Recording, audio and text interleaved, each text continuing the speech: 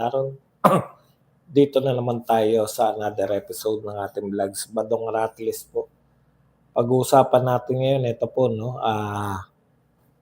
nagmamaktol po si Ontiveros at saka si De Lima dahil dinelay sa pagkakadelay po ng impeachment trial. Habang nagbubunyi na wala po kaming pakialam diyan eh. Matuloy man yung trial, impeachment, matuloy man po yan o hindi, handang-handa po si VP Sara, no? Yan po yung pagkakalam namin diyan. Okay. Pag-usapan din natin, ano pa ba pag-usapan? Nakalimutan yung pamagat. Ayun, resignation po. Yung resignation po ng atin pong mga cabinet official, budol lang pala, no? Budol lang eh. Kasi po, eto po nalalantad na po ngayon na halos dalawa lang yung tinanggal, no? Isa po riyan si Menardo Guevara. Kaya tama po eh. Tama tama yung sinasabi natin, lalo na po yung sinabi ni Baste, na si Menardo Guevara lang naman talaga yung gusto nilang matanggal. Nagkunwari pa pong lahat. Yan po mga pag-usapan natin. Pero bago yan, kung bago ka pa lang dito sa ating channel, mag-subscribe ka na. Dahil ito lang ang tanging channel na may kinikilingan, may pinapanigan, una sa balita, huli sa impormasyon. Kaya ano pang hinihintay nyo? Pindot na, okay. Medyo, natutuwa po kami sa ating pong Birada Aguila. Dahil dumadami na po, no? Araw-araw nadadagdagan yung mga viewers natin. Kaya nakakatuwa po yung ating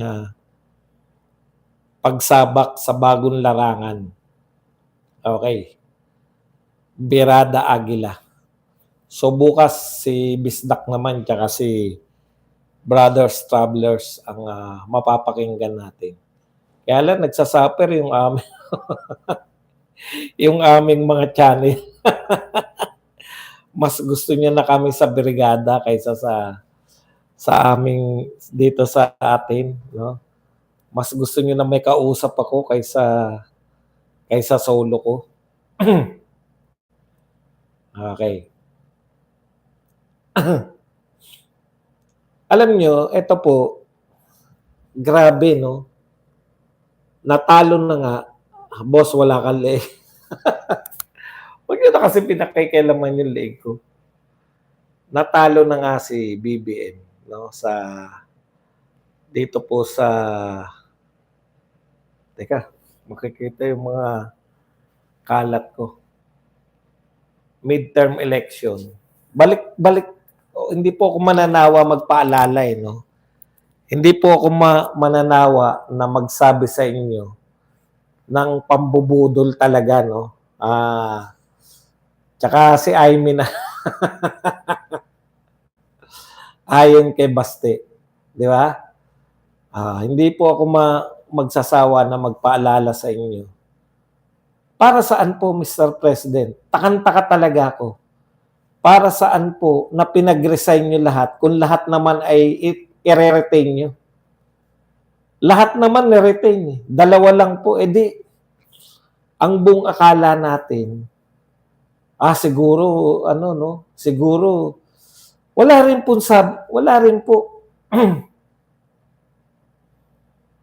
wala rin po silbi yung sinasabi nyo po na kaya nyo pinag-resign sila para tanggalin. Ako sa totoo, no, paulit-ulit ako napoprostrate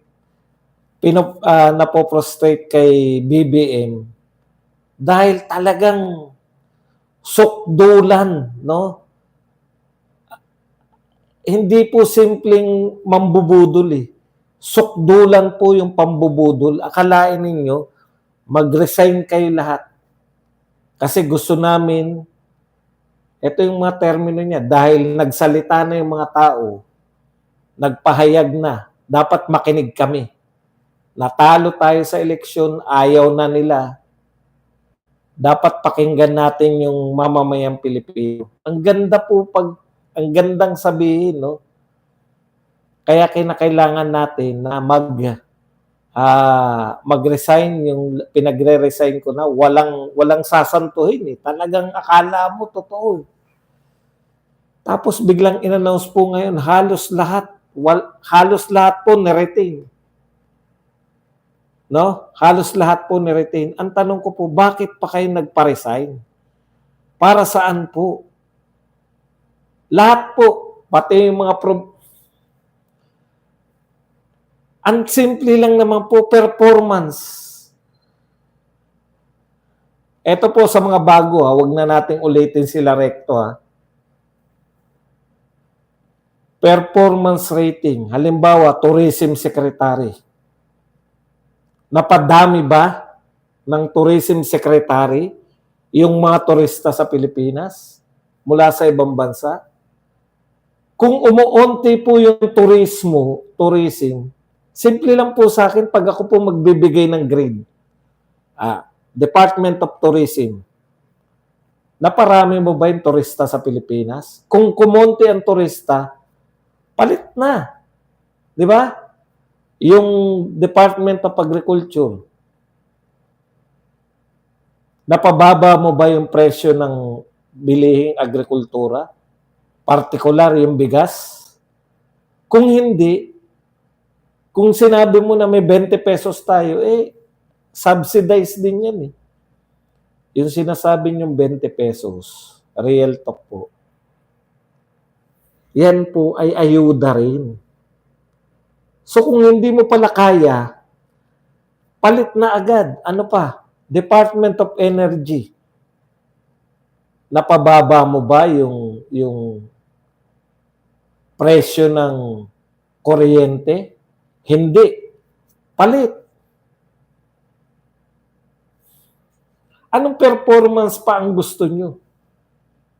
Sinortcut nyo na lang dapat. Tinatanggal ko si Minardo Guevara dahil ayaw niyang ipagtanggol yung mga tauhan ng gobyerno. Napahiya ako. Dahil kinokontra niya yung pagpapakulong. Actually, hindi niya kinokontra. No? Yung sinasabi niya, walang jurisdiction. Therefore, hindi niya ipagtatanggol yung mga tao na nakipagtulungan sa ICC. Yun lang naman talaga, Mr. President. Bakit kinakailangan nyo pang budul-budulin yung mga tao?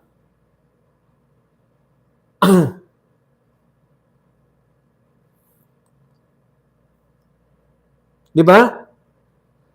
Paulit-ulit nyo kami binubudol eh. O sige po, natalo kayo nung midterm election. Sabi mo, nagsalita na yung mamamayan. Nakinig ba kayo? Hindi. Parang yung sinabi, natalo nga kami, ano naman? Ako pa rin ang presidente.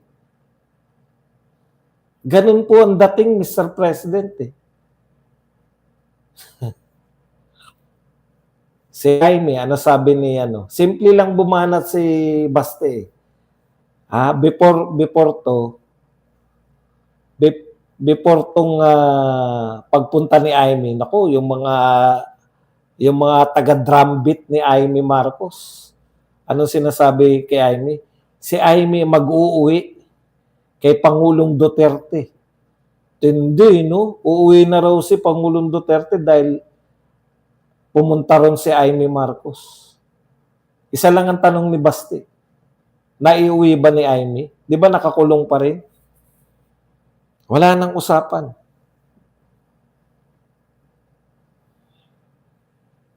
Alam nyo, Mr. President, buti pa hindi na kayo nagsalita na pinagre-resign nyo. Parang kaya wala po kami, hindi kami na-excite, walang epekto sa amin. wala na pong epekto ano man ang gawin ninyo, Mr. President, sa mamamayang Pilipino. Hindi na namin kayo makikitaan. Tigilan nyo na po ang pagbebenta ng 20 pesos na bigas, ilan lang po nakikinabang, pero bilyon-bilyon na naman po ang utangin nyo. Bilyon-bilyon na naman utangin para makapagbenta. Kaya itutuloy po yan. Gusto po nila yan. Basta may bibilihin, basta may pondo, tuwan-tuwa lang po. Patuloy, binubudol nyo 20 pesos na bigas.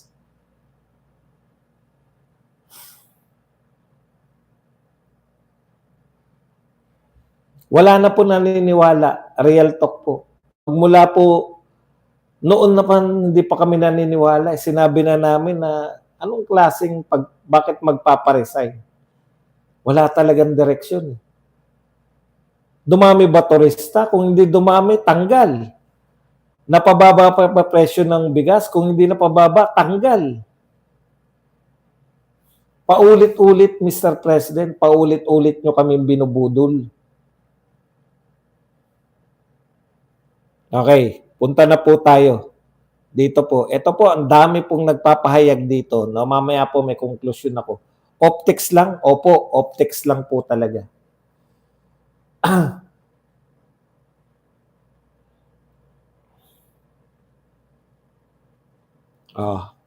Bago nyo sabihan ng kung ano-ano si Senate President. Hindi naman kayo iniinda ni Chis eh. Kami, nanonood lang. Yung mga Duterte supporters, nanonood lang po sa nagaganap. Nagbabakbakan, Chis Escudero versus Dilawan, Kakamping, Makabayan Black. Gigil na gigil. Kanya-kanyang press con. No? Nagmamaktol si Dilima at saka si Ontiveros. Bakit daw i-delay pa? Ang dami nilang sinabi, no? Dinidribble, dinidelay. No? Okay. Si Chis muna sabihin natin. Kung may dapat kayong sisihin, ayon kay Chis, yung mga congressman, dahil November pa ba yan o December, hindi pa nila pinasa sa mga senador. Tapos kung kailan matatapos na, tsaka nila ipapasa. No? Imagine. Tapos maninisi kayo, gusto nyo aksyonan agad.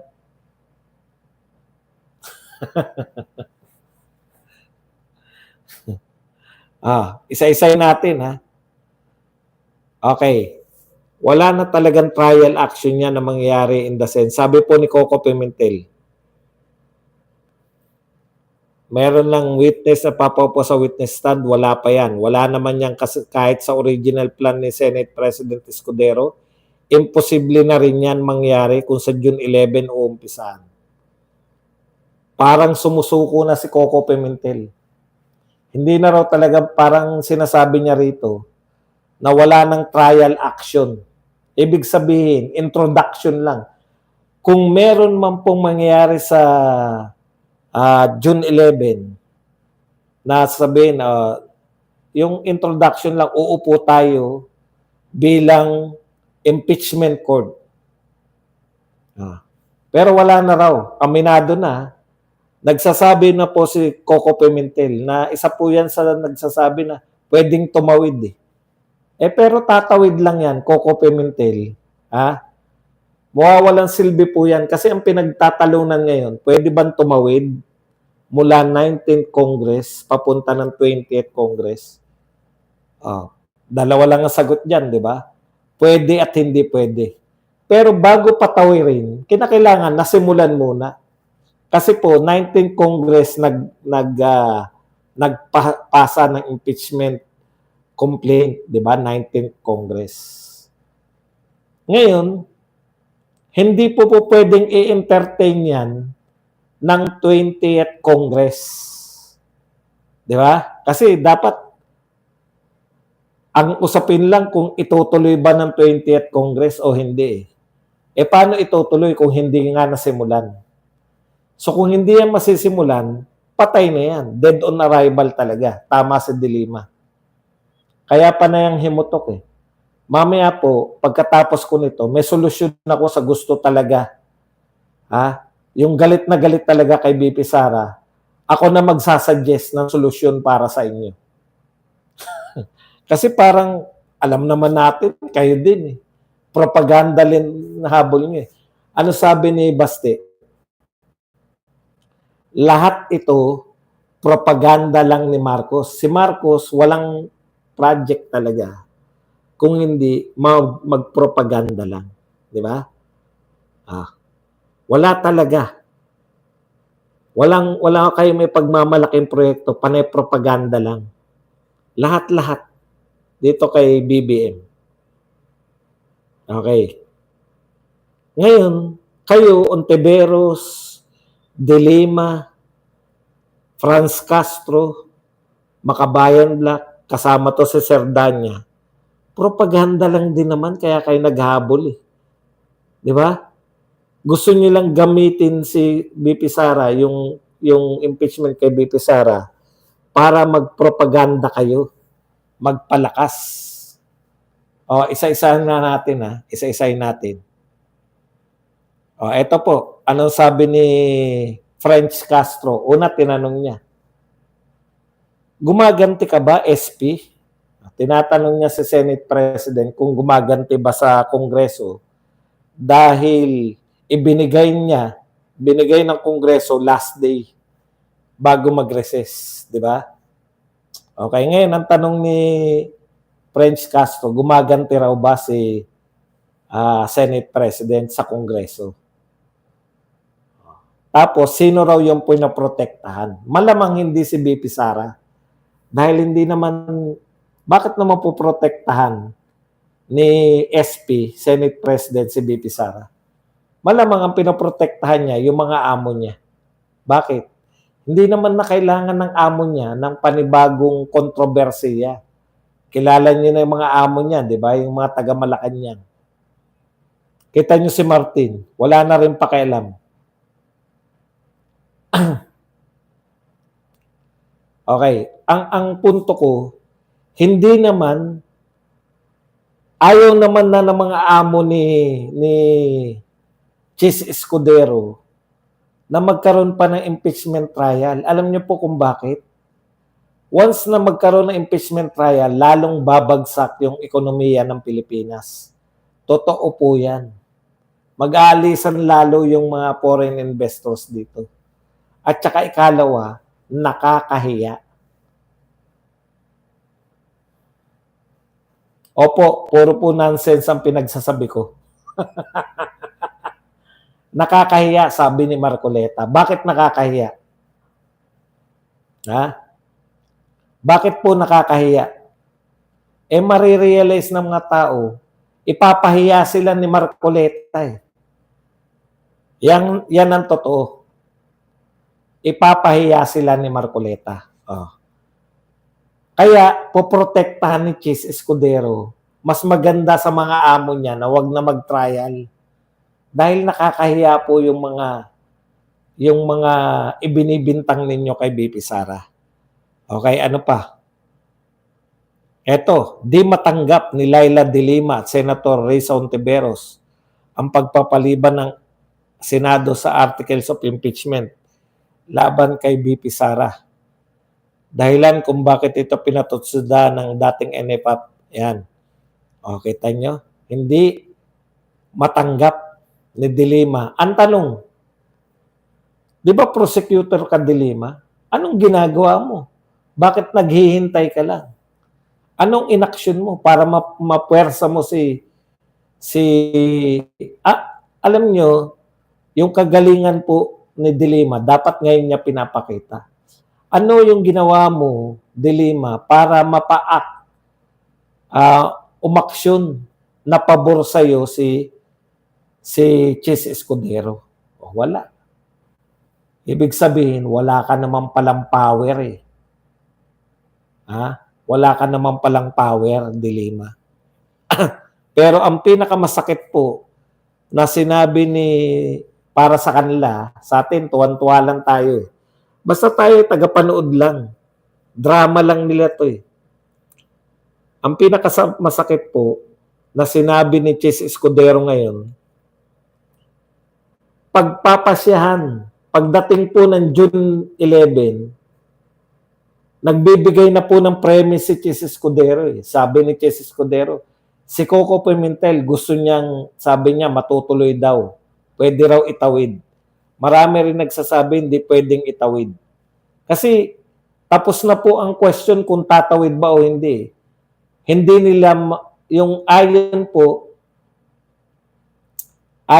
sa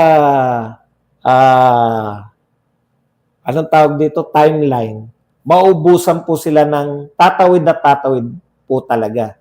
Kasi sa pagbabasa ng, alimbawa, natuloy yung pagbabasa. Alimbawa, June 11, babasahin na yung articles of impeachment. Magkukonbine na sila bilang impeachment court. Tapos babasahin na yung complaint. Ngayon, etong complaint na to, bibigyan si BP Sara ng kopya. Tapos, after 10 days, sasagot si BP Sara. So, June 11, hindi pa kagad mabibigay yan. Siyempre, nag-convene pa lang sila eh. Bibigyan mo siguro pagkalipas ng isang araw o 2 araw, magbibigay ka kay BP Sara, di 30 na, June 13. Plus 10 days pag na-receive, di June 23 na. Wala na, hanggang June 30 lang po sila. Wala na po talaga time ang 19th Congress para magpag-usapan. Di ba? O ngayon, eto ngayon, tapos sabi ni Chis, 20th Congress na yung magpapasya kung papayag sila na yung impeachment galing sa 19th Congress ay pag-usapan pa nila. Pero ang pinapahiwatig ni Escudero sa July 11, pag may nag-motion, halimbawa, may nag-motion sa June 11 na sabihin na, bakit pa tayo magko-convene ng impeachment court kung hindi naman nating matatapos? Di wag na tayo mag-convene. Halimbawa ako, senador. Yung dating senador to, hindi pa kasama sila Marcoleta. Halimbawa, si Lito Lapid, halimbawa, sabi ni Lito Lapid, dahil kapos na po tayo sa oras, I move na wag na po nating ituloy. Let the 20th Congress convene as a impeachment court. Sila na po ang magpasya kung sila. Kasi wala na rin tayong oras eh. Practically, hindi na natin ito matatapos. Pagpapasyan, baka magsayang lang tayo. I second the motion. Magbobotohan ngayon. At pag nanalo po yung wag nang mag-convene as court, wag na mag-convene bilang impeachment court, hindi na sila mag-impeachment. 20th Congress na. Sa July na sila. Naintindihan po natin. Yan po yun eh. Masasaktan na naman sila. Pag nasaktan sila na nasaktan, wala naman silang kakayang gawin dahil wala naman talaga silang tunay na lakas. Dahil sa totoo lang, Duterte lang ang sakalang. Dahil sa totoo lang po, Duterte lang po ang tunay na may kakayahan na makapag-rally ng malakihan. Duterte lang po ang tunay na may mga tao ngayon. Kahit po yung mga supporter ni Marcos, nakita niyo naman, no? Original Marcos loyalist. Tumiwalag na kay Marcos. Nagrarally na sila, no? Di namin akalain. So wala po talaga. Wala pong mangyayari. Badong, ano nga yung mapapayo mo sa kanila? Ito kasi lahat nagsasabi overwhelming. Ano sinasabi nila? Overwhelming yung ebidensya nila laban kay BP Sara. Eto po tanong ko, mga kapatid. Tanong natin dito sa mga nagsabing overwhelming. Lahat po yan, pati si Tabi, si Percy Tabi, Congressman Percy Tabi. Ang tanong, bakit hindi nyo po magsampa na, bakit kayo umaasa lang sa impeachment? Di po ba? Kung totoong may ebidensya kayo laban kay BP Sara, bakit hindi po ninyo kasuhan sa tunay na korte si BP Sara? Pwede pala ba dong nakasuhan? Opo. Kasi po yung presidente ng Pilipinas, hindi mo pwedeng kasuhan sa normal na korte. Kaya kinakailangan mo munang impeach. Mag-impeachment ka muna para matanggal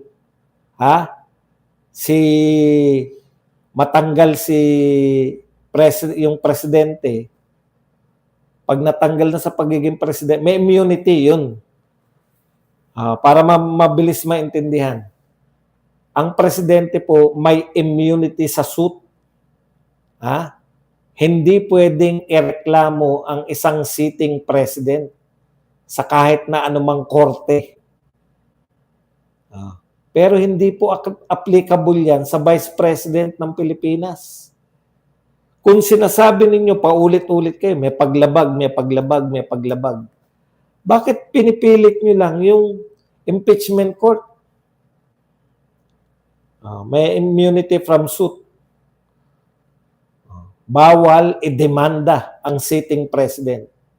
Ngayon, ang tanong, pwede bang kasuhan sa korte si BP Sara? Pwede. Kung sinasabi ninyong overwhelming, parang mga gobernador yan, mayor, no? Kakasuhan mo yan sa ombudsman, Sandigan Bayan, di ba? Kasi nagkasala siya eh. Ang tanong, bakit hindi nyo na lang kasuhan? Bakit kayo minamadali nyo? Sinasabi na nga na dead on arrival na eh. Mismo si Laila de Lima. Mismo si Laila de Lima, yung nagsasabi na parang dead on arrival na. Yun ang pangunahin kong tanong eh. Ang tanong, bakit ayaw niyong kasuhan sa mga korte? Alam niyo po, sa totoo, kinasuhan po yan si BP Sara nung kinasuhan ng PNP yan, di ba? Dismiss lang yung kay Zulaika. Natatandaan niyo yun? Pwede pong kasuhan. Kung matatag ang ebidensyang sinasabi niyo, kasi ang tatag-tatag ng ebidensya, bakit pinipigilan ni Chis Escudero? Pinipigilan niya. Tama yun. Pwedeng pinipigilan niya yung impeachment. Pero kung may matatag kayong ebidensya, hindi ba mas magandang sampahan nyo ng kaso si BP Sara sa tunay na korte?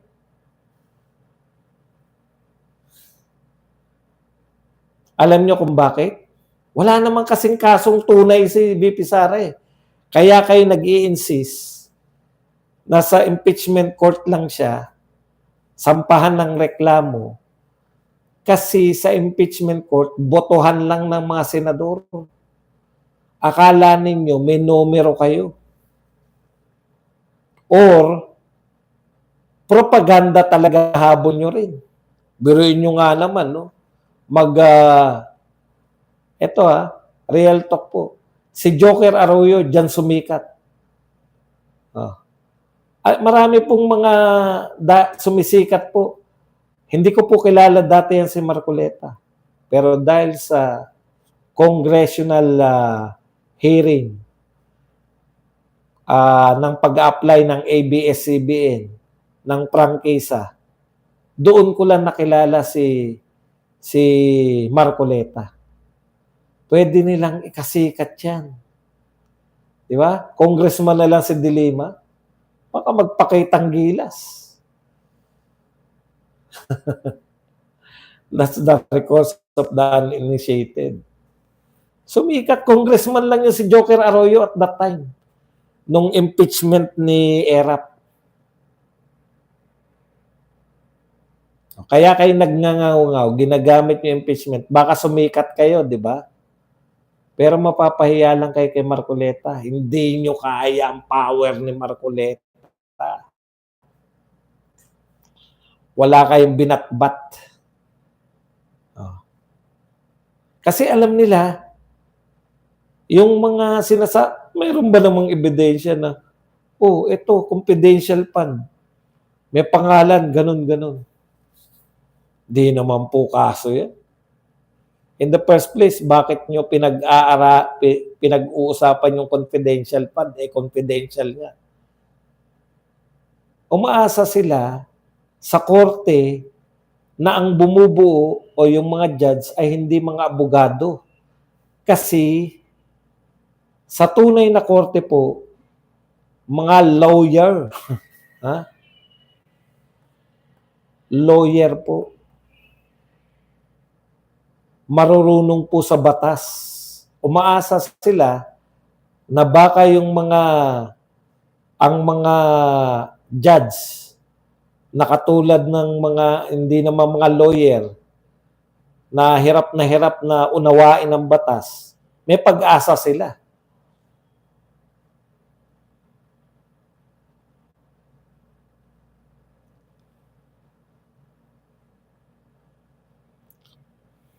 Oy, ikumusta nyo naman ako kay yung mga makikipagkita kay Senator Marcoleta. Ikumusta nyo naman ako.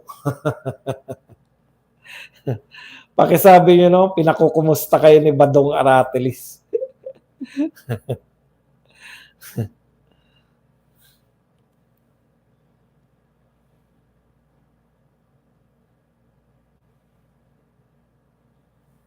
Oh, yeah.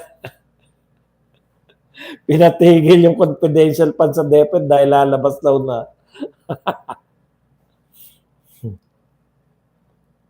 Oh, yung katwiran pa. Kanina nakikinig ako sa press con nila Sir Raul. Di ba? Kanina nakikinig ako, sabi, naliliitan po ba kayo sa 612 billion? Ay, million lang eh.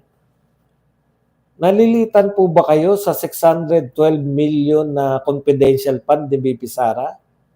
Dahil sanay na kayo sa bilyong-bilyong corruption? Grabe ah. Una, hindi po corruption pag billion na. Ha? Ano na po yan? Pag billion na po, hindi na po corruption. Yan po ay plunder na. Plunder na yon. Tinatama lang natin ang mga butihing congressman. Ikalawa po, yun na nga eh. Ikaw na rin nagsabi, sanay na ba sila sa billion-billion na corruption? Kaya hindi na nila iniintindi yung 612 million. Ayun na nga eh. Merong mga billion-billion na pondo. Bakit nagtsatsaga kayo sa million na confidential fund ni BP Sara? Bakit hindi nyo masilip man lang yung billion-billion na confidential fund?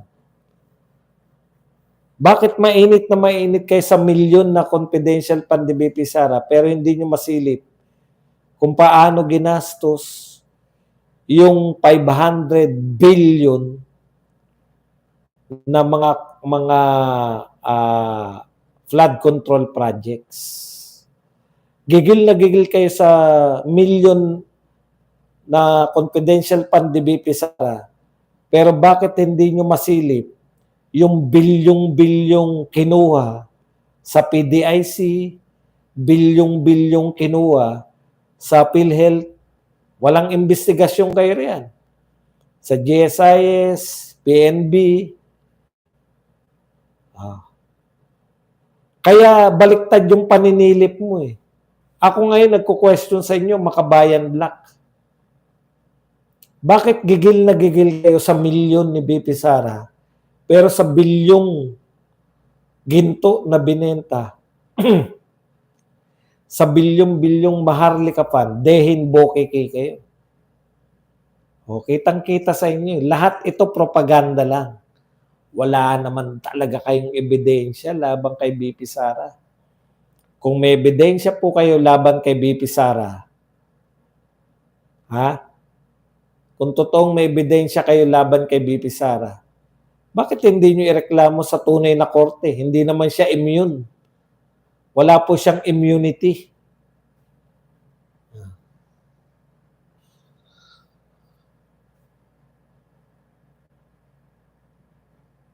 Correct. Yan ang unang kukwestiyonin ni Marcoleta pag hinarap nila yung COA. Sino nagbigay sa inyo ng karapatan na payagang magsuri ng mga to? Gold reserve. Tama. Then, bokiki kayo dyan lahat. Pagdating sa, paulit-ulit.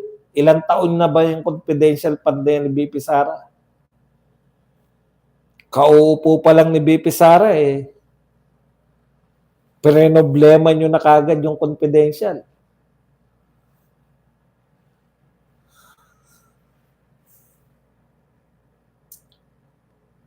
Yan lang po ang ating topic. Pwede na kayong magtanong. Pwede po kayong magbigay ng reaksyon.